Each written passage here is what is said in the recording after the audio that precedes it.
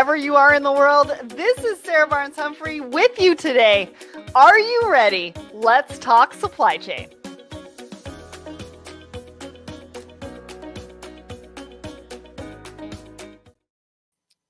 Hello, everyone, and welcome to Thoughts and Coffee. My name is Sarah Barnes-Humphrey. I am the founder and host of Let's Talk Supply Chain, the Blended Podcast, and the founder of the Blended Pledge.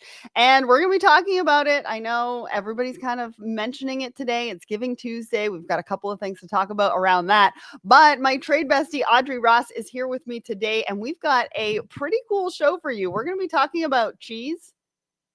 Yes, we're going to be talking about cheese and how it got stuck at the border, and you're going to want to know. But we're also going to be talking about predictions, and what else we're going to be talking about? We're going to be talking about a warehouse operated by women. But first, let's get to what's happening at Let's Talk Supply Chain. And even before that, let's talk a little bit about our show sponsor. So our show sponsor is the Secret Society of Supply Chain. Now, if you haven't heard about it, it's our community membership group, and we are relaunching this in February. We are going to have a group for everyone. We're going to have a free version.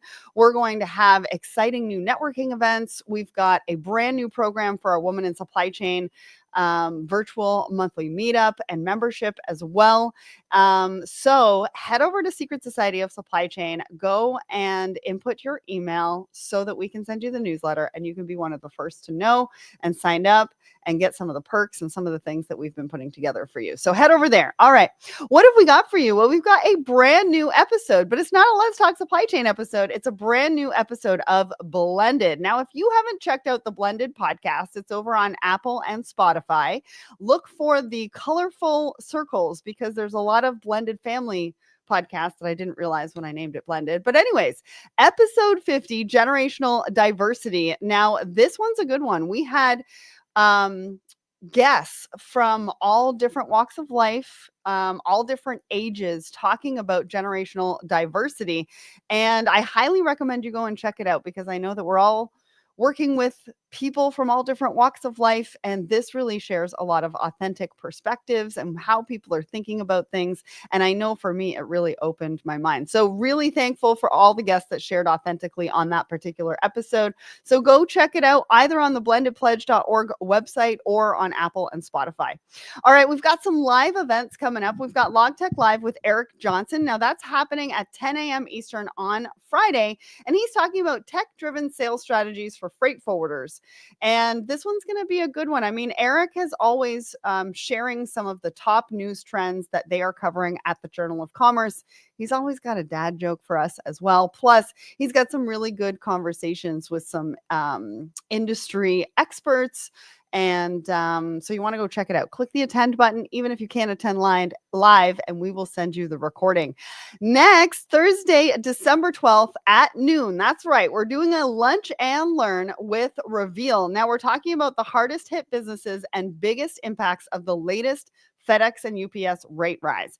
Now, if this has happened to you, which I'm pretty sure there's a lot of you going through this right now, you're going to want to tune in because we're going to be talking about what you need to look for, the biggest impacts, what it means to your business, and how you can navigate through it without necessarily a huge impact to your business. So click the attend button. Even if you can't attend live, we will definitely send you the recording on that one. Next, on December 18th, we've got Supply Chain Unfiltered with Christine Barnhart, Bridging, Planning, and Execution in Supply Chain, Insights from Eric Wilson. Click the attend button. We'll send you the link if you can't attend live, but Christine's always got an amazing show, and I can't wait to hear what Eric has to say. All right, what else have we got? In-person events. So Manifest is coming up February 10th through 12th. I'm going to be there. I'm recording some episodes on site. If you want to be featured, make sure to reach out to us and let us know. And then I'm also doing the same thing at Home Delivery World, May 21st and 22nd in Nashville. And I can't wait to see all of you. So if you want to be featured, if you want us to record an episode in your booth, let us know. We can have all your branding in the background. It's going to be great. All right. So I think that's about it. Before we bring up Audrey, one last thing. We've got the Blended Pledge virtual holiday party today, and I'm super excited for that. All right, Audrey, welcome to the show. How are you? I'm doing well. Thank you. Awesome. It's so good to have Mhm. you back. And we've both got our blended shirts We're on for both repping Giving blended for Tuesday, Giving right? Tuesday. Yeah. All right. So for anybody who doesn't know who you are, tell everybody who you are, what you do, and what's going on today. Because I think you've got a big event coming up. I do. Yeah, it'll be interesting if I'm on the show in the next couple of weeks what I'm what I'm going to tell people what I do. But at the moment, I do trade compliance. I do anything related to HS codes and customs, um, import export tax in about 22 countries worldwide. So that keeps me busy day to day.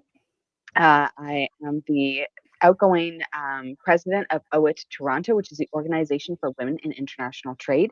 We have an international level board, and then we have chapters around the world. We're happy that in the last couple of weeks, I think we're bringing on restarting Chicago. So if you're in Chicago area, Chicago chapter is getting restarted. Nice. New chapter in Dallas. If you're here in the U.S., and then we're welcoming Somalia as well, which adds I think 9 chapters in Africa to our group. Oh, It's really great. It's networking, it's supporting women advancing their careers, and it's also supporting entrepreneurs and getting access to the knowledge that they need from trade professionals like myself. So yeah. and what's the event that you've got coming up today? Tonight, big event. We have our kind of end of the year end wrap up. So this will be my last event of the year. And we have it's really thrilling. We have the British Consul General, 𝐓𝐮𝐞𝐬 𝐂𝐨𝐼RR𝐞𝐞, who is here based in Toronto. And so she's coming to do some remarks. We have Dr. Wendy Souquier of the Women's Entrepreneurship Knowledge Hub of Diversity Institute, like just very well known speaker. We have 𝐾𝐜𝐞𝐬, who's of B2B Match. And both of them are experts in like entrepreneurship, but also in technology. So I had a conversation like a couple weeks ago with Wendy Suke about, and especially here in Ontario, especially in Toronto, there's a lot of tech, there's a lot of investment, there's a lot of things happening. There's not a lot of adoption. So we've got it at the research level, we've got it at the high level. We don't have it at the business level of like, especially underrepresented groups like women or young entrepreneurs adopting that technology. So it'll be interesting conversation. Cool. And it's in person, right? Or is it virtual? In person, downtown King Street. So yeah. All right. So if you're in Toronto, you might want Yeah. to go and check that out. You've got some Yeah. time a little bit later today. Reach out to Audrey. She'll give you all the details. Mhm. I want to give a shout out to Jennifer. She says hi from Chicago and she's got a freezing emoji. Well, we are freezing here too in Toronto. It's way too cold. And then Charlotte, you said you love our shirts. Well, you can head over to Yeah. letstalksupplychain.com in the shop so you can get your own shirt and we Yeah. donate some of that to the Blended Pledge as well. Mhm. All right, let's get to our poll and then we're going to talk about a little bit about a market update, a little bit about Giving Tuesday. So this question is kind of about the holiday that the Americans had last week, Thanksgiving. What's the biggest Thanksgiving supply chain challenge? Now, we had almost 130 votes on this one. I think that's 50% said balancing supply with demand.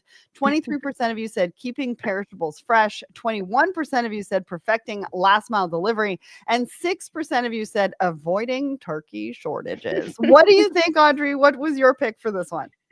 Yeah, I think it's it's a bit niche unless you're in the sort of turkey distribution business. But yeah, I went with keeping perishables fresh. I actually kind of stumbled into this industry. My grandfather was in perishables, so he used to ship oranges and apples and tomatoes and cucumbers and everything all across the world. So I I went with love that. perishables, but it's a great poll. Well, and so we ask a question every single Wednesday morning. So if you want to be part of the community conversation, head over Mhm. to Let's Talk Supply Chain LinkedIn on a Wednesday morning. But also, we have a brand new live show with PackSafe called Oh, Frostbites, and they're talking about how to keep perishables fresh. They're talking about cold chain. I know it's a really hot topic right now, so yeah. just want to share that with you because they should be having a show coming up, and make sure to tune in for that one. All right, why don't you give us a bit of a market update and then we'll go into Giving Tuesday a little bit. Okay, where to start? What is happening? What is happening? What is not Where to happening? start? What is not happening? I mean, we've had quite a lot of disruptions. So I'll start maybe with the disruptions we're aware of and have been accommodating for the Mhm. last several months. I think we hit the year mark. I've been following Lars Jensen, of course, on LinkedIn with the insights on what's happening in the Red Sea. And I think we hit the year mark of that kind of situation, that conflict. Now, most of the diversions didn't start until last week of December, early January, but we're getting pretty close to that milestone too. So that's ongoing, and there does not seem to be an end in sight to that. The positioning seems to be entrenched. So, we're kind of doing the diversion, and some people might be going through, but make sure you check your marine insurance if you are on vessels that are going through, because the insurance considerations are going to be very different if you're going through that area versus going as a diversion. Panama Canal into the East Coast seems to be okay. The transit and availability capacity, good. We are hearing that the ILA, so the East Coast, which is in the U.S., every single port on that side, Eastern Seaboard, their contract was they negotiated a compensation agreement, and then they left to most of us the most important details for like later in January. So January 15th is the deadline on that, and those negotiations don't seem to be going that well. So there's a lot of people, again, very concerned about what that might look like, right? What might happen, and a full strike, even a couple of days work stoppage, can lead to like 4 to 5 days of then recovery. The dollars that we talk about on the East Coast are pretty high, so watching on that. And then the newest disruption that we're facing is, of course, a kind of reinvigoration on tariffs. So we're hearing a lot about, a new administration, of course, was voted in earlier in November. They take their role in January. January 20th is that transition. So we're kind of waiting to hear.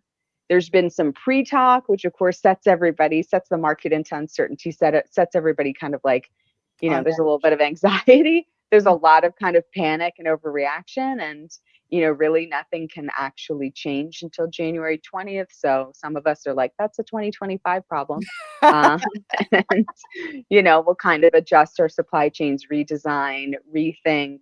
We can use all the education tools we built in 2018, 2019 on what a tariff is, how it's applied, how you build it into your cost worksheet, those sorts of things, you can kind of refresh, but so that's the latest in disruptions. Well, there is a lot going on. There's a lot There's of thoughts around the tariffs. We're actually going to share an example around cheese a little bit later on in the show about how these things don't really mix very well, and we might not want to go down that route, but we'll get there in just a minute.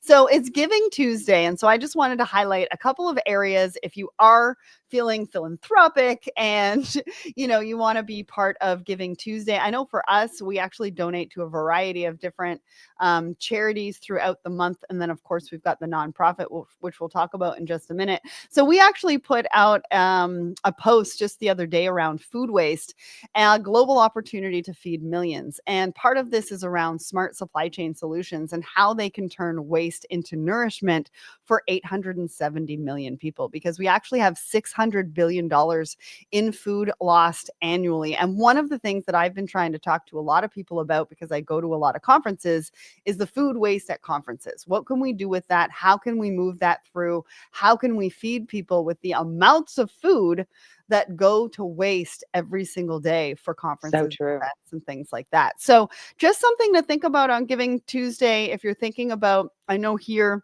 our food banks, I think the people going to the food banks has gone up by 25% or 30% right now. So there's a lot of people that are in need of food, and so something to think about on Giving Tuesday. And then the other one I just wanted to bring up is obviously Blended Pledge. This is our nonprofit where we give away grants to cover travel expenses so that diverse voices can say yes to speaking engagements, because the number one barrier is travel expenses. And so if you know somebody who's got a speaking engagement coming up or has the opportunity but doesn't know how to fund it, please ask them to go to theblendedpledge.org and apply for a grant. We also take donations through GoFundMe and PayPal. We also do corporate sponsorships as well if you're looking for diversity and inclusion opportunities for 2025 within your organizations. All right, that's it for Giving Tuesday. Let's get to our first article. So our first article is about how Maersk has transformed a warehouse in Chennai in India into an all-woman operated facility. Now they've got, it says it's an all-woman operated facility, but really from what I'm reading in this particular article, it's one complete shift in Chennai. I think they're moving to a little bit more, because that actually only equates to about 21% in that warehouse, women represent 21%. But this is the second one for Maersk. They did another one in India as well, which I believe the whole facility might be women. I'm not entirely sure. What did you think of this particular article? I had a few sort of aha moments with it. I think it's aggressively looking at what their commitment is to diversity and inclusion, and then, you know, creating these equal opportunity opportunities for these women, right? And so they're talking about how they're increasing women's representation at this sort of container freight services from 3% to 13%.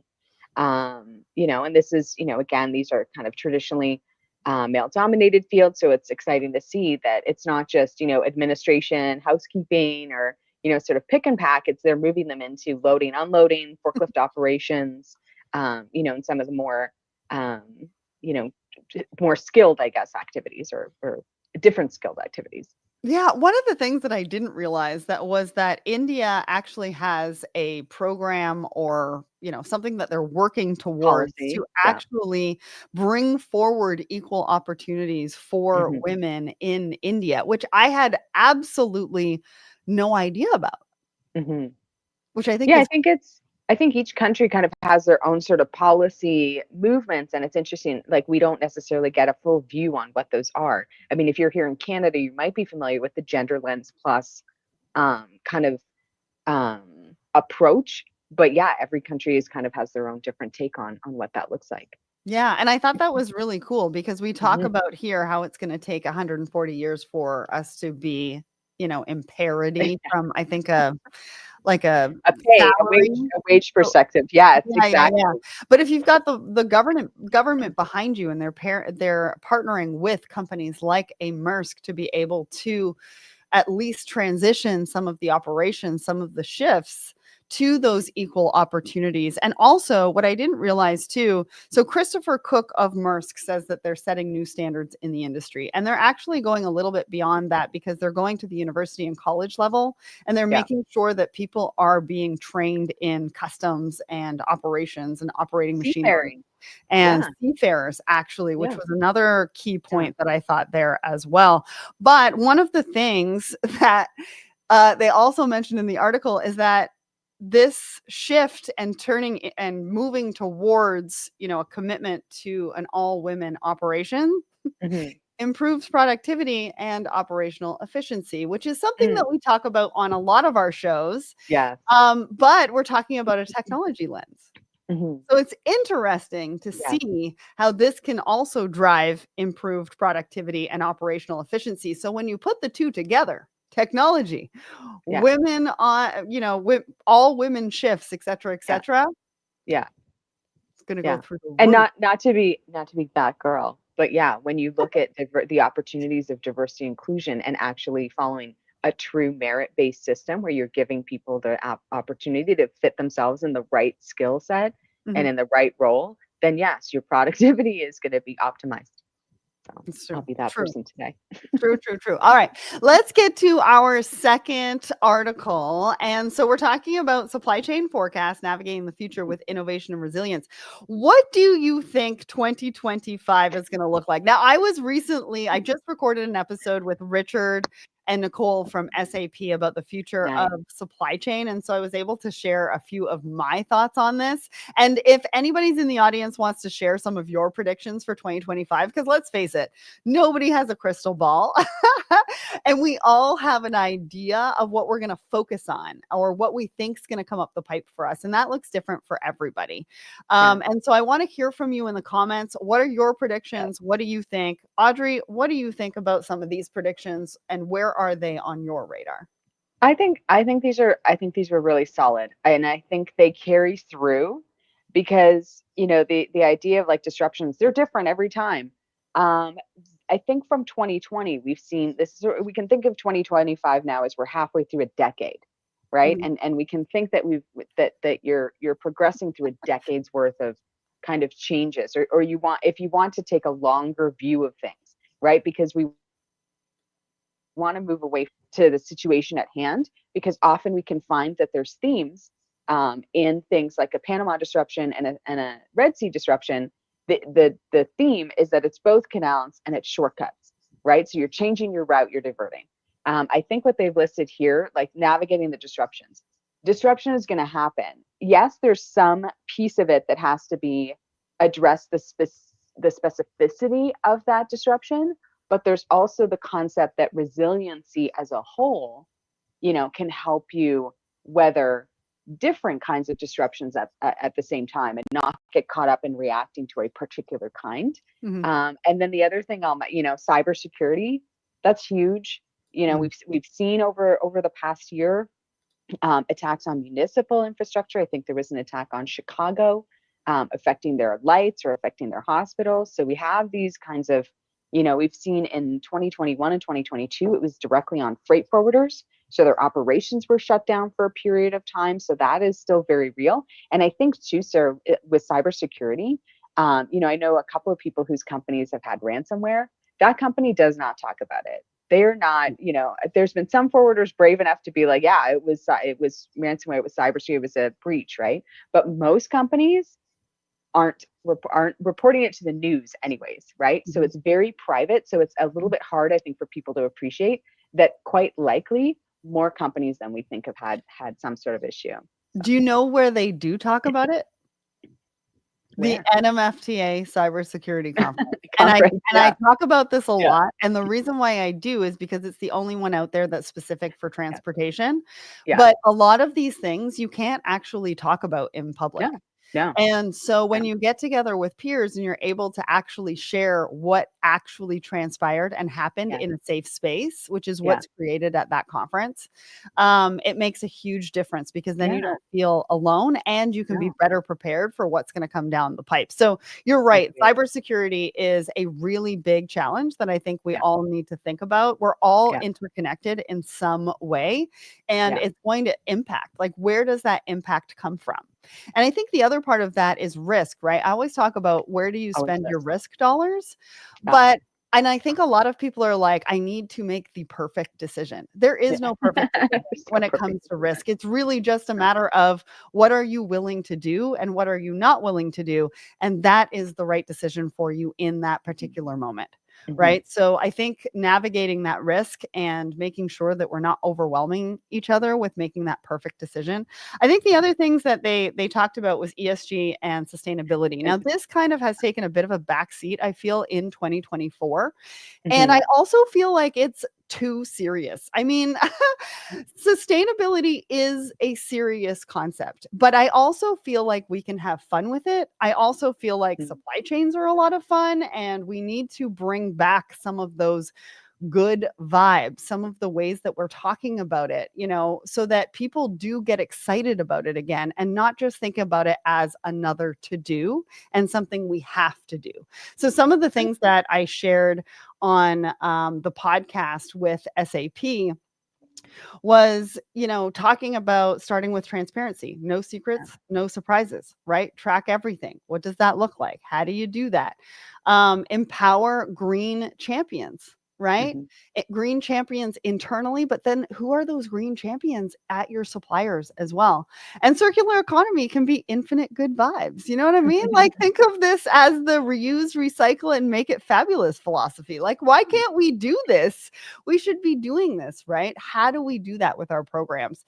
And I think data really at the end of the day can be your eco superpower, right?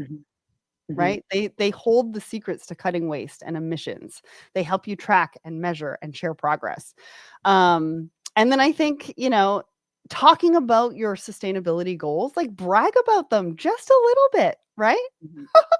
Because, just saying that, oh, we're trying. I mean, okay, that's fair. But if you've got a big goal and you're going bold, brag about it and have fun with it. But also sustainability can spark joy. So find out what is important to people and go with it. Anyways, just a few of my thoughts on that. No, and I think it's an avenue too where it's gotten sort of like, oh, it's a lot of work. And you're like, it's problem solving. This is an industry of problem solvers. This is what we like to solve the problem. And there's so many different ways to approach it. But I think abandoning it because it got a little bit hard. I mean, I don't know. I'm an Aries, like push through. Like let's get let's get it figured out. All right. So last but not least, we do have to Mhm. get to our Our last cheesy cheesy tea. article. I'm sorry, I had to do it because Cheese bugger, cheese what I bugger. didn't know was, first of all, there's a World Cheese Awards, and Okay, who apparently knew? it happens in Europe every single year. And it is very, very, it's a really big deal in the industry because if Yeah. you get named as the cheese of the year, I mean, it's all over for you. You are just, sales are skyrocketing, everything happens. What I also didn't realize is there's what's called a real cheese project. And I just loved reading through this because there's so many things about cheese I didn't know. But what happens with this event is they get a special license to bring the cheese in for the particular event. What happened was that the British cheese, and we're talking 252 cheeses from 67 makers, were stuck in customs and not able to go to this event. Mhm. What did you think of this? I've got a couple of extra thoughts, which I'll share in a second. But what do you think? Yeah, it's it's a challenge of some people's own making. So we've created a hard border and there's different Mhm. rules than there were 4 years ago. So that's to be taken into consideration. But I think, yeah, when they even mentioned that countries where it is typically harder to import did not have a problem. So, Well, um, okay, let's be fair. The countries that didn't have a problem getting their cheese to the event, most of yeah. them were from European countries, and so they're Mhm, part of the EU. What happened was for the British cheeses is obviously with Brexit, like you said, we made hard mhm, borders, mhm. and these are some of the consequences. So, one of the comments was damage through export control. And my Yeah, question is, tariffs anyone? yeah, Let's break this down, right? Because if you're going to impose tariffs on your partners, Canada yeah. and Mexico, these are some of the consequences that we might not think about if that happens. Mhm, Because what happens with Brexit is they took all of their partners and said, "No, thank you. yeah. Shut the borders," and this is just one of the consequences of Mhm. what happened that I don't think anybody saw coming. I mean, who saw Yeah. cheese Yeah. being stuck in customs and not given their chance to Well, win? especially since they know what their product is, right? So it seems too like there was a misapplication Mm, of, like, the HS code was not quite correct, or the application of duties, they were like, "Well, no, it falls under free trade because the UK and EU do have a free trade agreement," and so tariffs were being applied, and of course, if it's cheese, it could be like 30% or something insane. So then the vendor who's trying to ship it through, the exporter or the importer, is like, "Well, I'm not paying 30% on the value of this, like, rare special, like, $800, you know, right. um, cheese." So, This brings up uh, another really good point. mhm. The more that we change the rules and regulations for border control, the more these things are going to happen because we actually Exactly. can't keep up with all of the changes. So, No. I think about importers, right? When Yeah, tariffs change and you have to change everything, customs brokers need to yeah, change everything. But then exactly. I kind of, when you were just talking, I was like, wait a second. But the border agents too have to be completely up to date on the changes and what needs to happen and what's Yeah, okay and what's not okay and yeah. what do we charge for and what do we don't charge for. And if we're constantly changing them, we're kind of creating our own little mess. It creates a lot of mess, especially for small businesses. Yeah, really, really So messy. it's very discouraging if you're Okay. if you're an importer or an exporter and considering it. You're like, do I? Or do I Yeah. just try to find someone in this market who I can sell extra cheese to? So let's not go the way of the cheese. Yeah, Let's make sure that we are up to date. We understand what's going on. But go and check out that article because it's a fun it was good. and you'll learn a lot about cheese. Anyways, that's it for us this week. I am going to be back here for Thoughts and Coffee at 10 a.m. Eastern next Tuesday. Not sure who my guest is going to be, so it's going to be a surprise for you and a surprise for me. Audrey, thank you so much for joining us. Thanks to everybody in the audience for joining us today as well. We hope you have an amazing week ahead.